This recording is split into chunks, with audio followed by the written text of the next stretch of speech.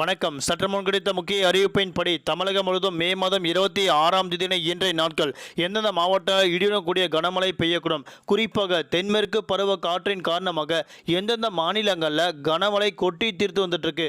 இளமை இப்போ நம்ம பிரீஃபை பார்த்தலாம், மறக்காம ஸ்கிப் பண்ணாம பாருங்க.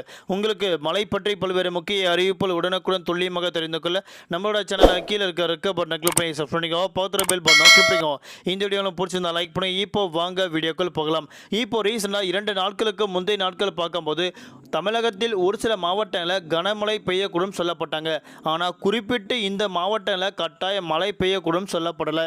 ஆனால் தற்போது மே மாதம் 26ஆம் தேதி இன்றைய நாட்கள் பார்க்கும்போது குறிப்பிட்டு ஒரு சில மாவட்டங்களில் கட்டாயம் கனமழை பெய்ய வாய்ப்புகள் உள்ளது அப்படின்னா தற்போது சென்னை வானிலை ஆய்வு மையம் இயக்குனர் செந்தாமரை கண்ணன் அவர்கள் அறிவிக்கப்பட்டாங்க.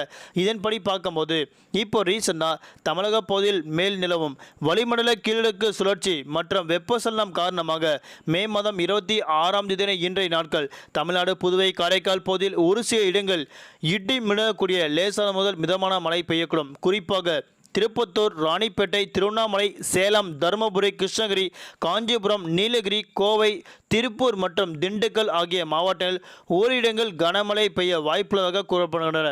மேலும் மே மாதம் 27 மற்றும் 28 ஆகிய 2 நாட்கள் மற்றும் மே மாதம் 29 ஆகிய 3 நாட்கள் தமிழ்நாடு, புதுவை, காரைக்கால் பகுதியில் ஒரு சில இடங்கள் லேசான முதல் மிதமான மழை பெய்யக்கூடும். சென்னையை பொறுத்தவரை அடுத்த 48 மணி நேரத்திற்கு வானம் பொதுவாக மேகமூட்டத்துடன் காணப்படும். நகரின் ஒரு சில பகுதியில் லேசான முதல் மிதமான மழை பெய்யக்கூடும். அதிகபட்ச வெப்பநிலை 38 முதல் குறைந்தபட்ச வெப்பநிலை 29 டிகிரி செல்சியஸ் இருக்கக்கூடும் என தெரிவிக்கப்பட்டது.